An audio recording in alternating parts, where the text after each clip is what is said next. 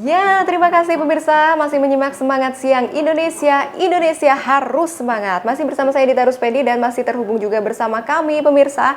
Ada Mbak Lila, sahabat semangat yang dijodohkan pernikahannya. Kemudian ada Pak Ustadz Taufik, tokoh agama, dan juga ada Mbak Indah Sundari Jayanti adalah seorang psikolog. Kita masih membicarakan soal perjodohan dan menikah muda. Tapi dalam segmen ini kita lebih memberi gambaran kepada pemirsa untuk membantu mungkin pemirsa yang sekarang sedang galau mengenai pernikahan. Mudah-mudahan dapat memberikan gambarannya. Kita ke Pak Ustadz dulu. Pak Ustadz, secara umum sebetulnya hukum pernikahan itu seperti apa Pak Ustadz? Bahwasanya hukum nikah itu tidak satu, ya. Tapi ada beberapa faktor yang menyebabkan hukum nikah itu muncul. Misalnya yang pertama adalah hukum nikah wajib, ya, sesuai dengan kondisi orang tersebut. Yang pertama wajib. Jika apa? Jika seseorang itu sudah mampu untuk memberi nafkah baik lahir maupun batin, dan jika dia tidak menikah maka dia akan terjatuh kepada kemaksiatan. Yang kedua, hukum nikah itu menjadi sunnah, ya, apabila seseorang itu sudah mampu, ya, lahir dan batin, tapi kemudian dia bisa menahan hawa nafsunya, bisa menahan diri dari maksiat. Yang ketiga, hukum nikah bisa menjadi mubah, ya, atau boleh jika dia mampu, ya, lahir batin, tapi kemudian dia tidak cukup, ya, tidak cukup untuk belum ada keinginan untuk menikah. Dan yang selanjutnya makruh, ya, makruh jika dia tidak bisa atau tidak mampu lahir batin, gitu ya, tidak lahir batin dan tidak mempunyai bekal juga dan tidak ada keinginan juga. Dan yang terakhir adalah nikah itu bisa menjadi haram jika niat dari nikah, ya, seorang calon suami atau seorang pemuda ingin menikah karena ingin menyakiti perempuan atau menyakiti istrinya nanti. Kita ke Mbak Indah lagi. Mbak Indah juga alhamdulillah sudah menikah kan ya. Coba berikan gambaran Mbak Indah mengenai efek positif menikah terhadap kondisi psikis seseorang seperti apa Mbak Indah?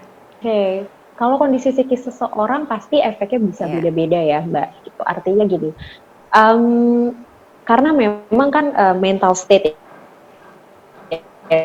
ya. Kalau pernikahan ini pastinya bisa memberikan pengalaman yang juga berbeda-beda pada setiap orang. Tapi yang pasti, yang jelas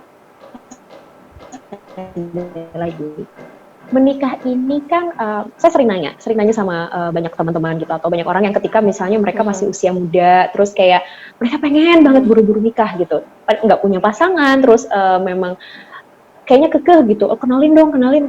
Saya selalu tanya, apa sih yang bikin kamu ingin menikah? Gitu. Jawabannya selalu, soalnya teman-teman yang lain udah nikah. Soalnya saya udah ketuaan, soalnya emang umurnya udah sekian gitu. Padahal sebenarnya gini, terlepas dari memang itu tadi ya, termin-termin secara Islami gitu, bahwa menikah ini wajibkah, atau menikah ini sunnahkah, atau apapun yang tadi sebelumnya sudah dijelaskan oleh Pak Ustadz, terlepas dari memang menikah ini adalah ibadah gitu, ada banyak hal juga yang perlu kita pertimbangkan. Apa sih gitu? Pertama adalah kesiapan mental kita sebagai individu. Kedua, tentang bagaimana kematangan emosi kita sebagai individu. Karena ketika menikah, kita akan terus berhadapan dengan orang lain, di mana rumah tangga ini terbentuk dengan adanya keputusan dari dua individu yang beda. Dan gimana caranya keputusan dari dua individu yang beda ini bisa menghasilkan satu kesepakatan yang bisa sama-sama membangun rumah tangga ini menjadi rumah tangga yang sesuai dengan apa yang diharapkan oleh setiap orang. Artinya, apa sih dampak positif dari menikah? Itu bisa banyak banget. Mulai dari kita belajar tentang bagaimana introspeksi terhadap diri sendiri. Jadi dari pasangan lah kita belajar, oh kurangnya saya selama ini apa ya, gitu. Kurangnya pasangan selama ini apa, itu kita belajar. Kedua, kita juga belajar untuk bisa membuat satu keputusan dengan lebih bijak. Selama ini sebelum menikah kita seringkali membuat keputusan tergantung apa kata orang tua kita, karena kita masih di bawah hukuman orang tua, gitu kan. Apa kata orang tua kita nurut, gitu. Gimana orang tua. Tapi ketika menikah kita belajar untuk bisa memilah mana sih yang kita harus tanya pendapat orang tua, mana masalah yang coba kita selesaikan bersama dengan pasangan. Ya, mematangkan emosi kita, belajar untuk bisa lebih menerima berbagai macam macam kekurangan maupun kelebihan dari orang lain dan juga dari diri kita sendiri, atau bahkan lebih positifnya adalah kita justru belajar mengenal diri kita sendiri ketika kita menikah. Karena kita hidup dengan orang yang totally 24 jam bersama kita, dia yang benar-benar melihat keseharian kita, dia juga yang jadinya mungkin akan memberikan pandangan-pandangan baru terhadap kita ini sebenarnya orang yang seperti apa. Nah, disitulah proses kita menjadi lebih kenal sama diri kita sendiri. Jadi kalau ditanya apa dampak positif dari menikah, banyak sekali. Selama kitanya bisa melihat hal itu secara positif. Kadang banyak nih orang-orang yang ketika menikah, aduh nikah tuh nggak enak, nikah tuh capek, nikah tuh ribet gitu, nikah tuh jadi nggak bebas. Nah, kalau kita melihat sisi itunya atau kita melihat hal itu menjadi sesuatu yang negatif, ya maknanya akan jadi negatif. Tapi kalau kita melihatnya menjadi hal yang positif dan kita maknakan secara positif, pasti dampak yang terasa juga akan positif. Pak Ustadz, tren menikah muda nih, jadi pada latah gara-gara ada sebuah tren ini. Sebetulnya menurut Islam ada usia minimalnya nggak sih Pak? Kalau misalnya hukum di Indonesia kan umur 18 tahun ya. Lalu dalam Islam seperti apa? Ada batasannya juga nggak? Ya, sepanjang yang saya tahu, di dalam Islam tidak ada batasan. Ketika hadis mengatakan, ya masyarakat syabab, wahai pemuda. Nah, kira-kira pemuda itu usia berapa mulainya?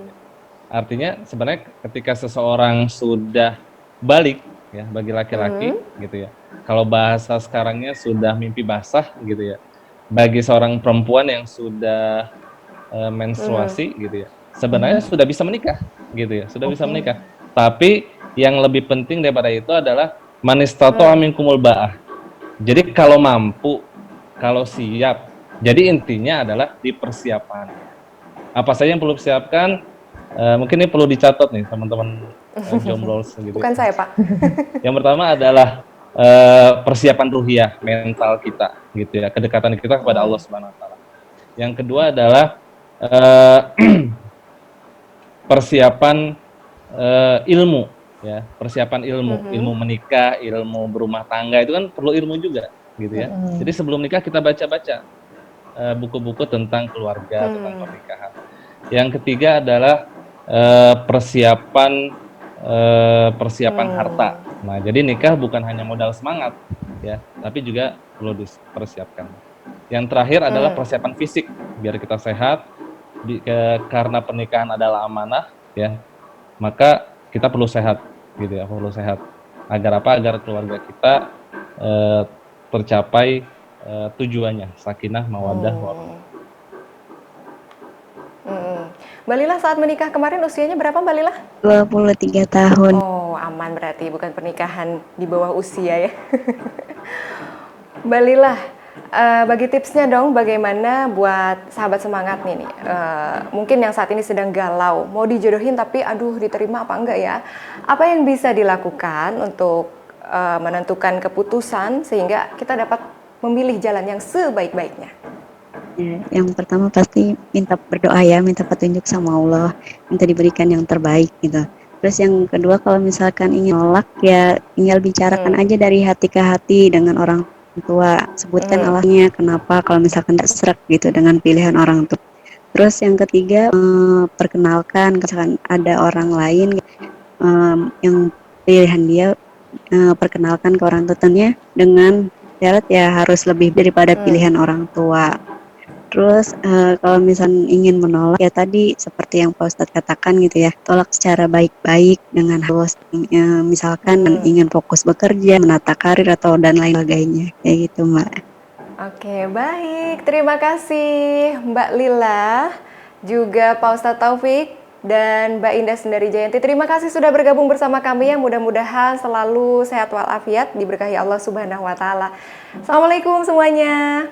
Dan pemirsa, begitulah ya. Jadi yang namanya pernikahan itu, perjodohan itu boleh asal tidak ada unsur paksaan dan dapat memerhatikan juga syarat-syarat yang sudah tadi kita bahas. Nah, soal pernikahan nih pemirsa ya, di tengah era new normal, kita tetap harus mungkin yang mau melangsungkan pernikahan saat ini terpikir nggak sih apa yang harus disiapkan itu akan berbeda dengan era sebelum pandemi? Ini kita kasih gambarannya, pedoman melangsungkan pernikahan di era new normal.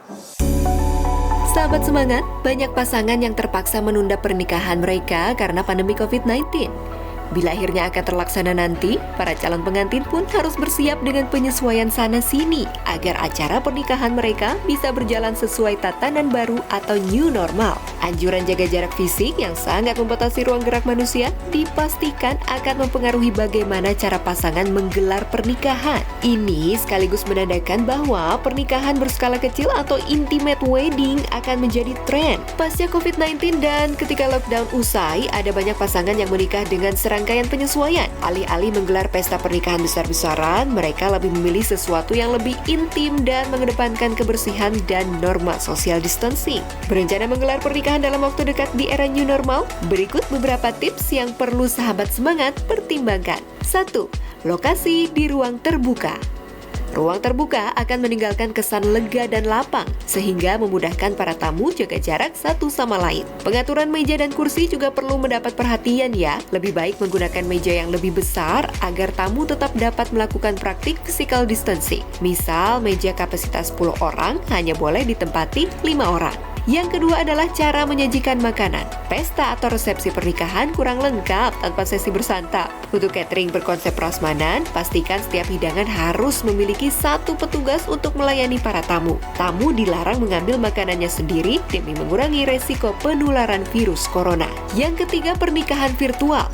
Jika sahabat semangat belum siap bertemu banyak orang, maka tak ada salahnya melirik kemungkinan untuk menggelar pernikahan secara virtual melalui live event di media sosial. Keluarga dan tamu yang tinggal di luar daerah tak perlu ambil resiko untuk datang, tapi tetap bisa menghadiri pernikahan sahabat semangat. Sederhana, tak mengeluarkan biaya besar dan hemat waktu tentunya. Yang keempat adalah standar kebersihan. Di tengah pandemi COVID-19 yang belum ada obatnya ini, ketersediaan alat-alat kebersihan bukan harga yang bisa ditawar-tawar ya. Pastikan hand sanitizer selalu tersedia, serta jangan pernah lepaskan masker dari wajah ya. Nah, seperti itu ya gambarannya bagaimana pernikahan di era new normal. Mudah-mudahan ini dapat memberikan inspirasi ya pemirsa. Apapun yang tadi kita bahas juga mudah-mudahan dapat memberikan gambaran bagaimana itu yang namanya perjodohan, pernikahan muda. Kita ambil saring-saring yang baik-baiknya saja ya, dan bagaimana itu kita mengambil keputusan adalah balik lagi ke pribadi kita masing-masing. Mudah-mudahan Allah Subhanahu wa taala juga selalu menyertai apapun langkah yang kita pilih ya pemirsa ya. Sampai di sini Semangat Siang Indonesia kali ini, saya Dita Ruspedi mewakili segenap tim yang bertugas mengucapkan terima kasih pemirsa atas kebersamaan Anda. Sampai jumpa di episode lainnya ya. Tetap di Semangat Siang Indonesia, Indonesia harus semangat. Assalamualaikum warahmatullahi wabarakatuh.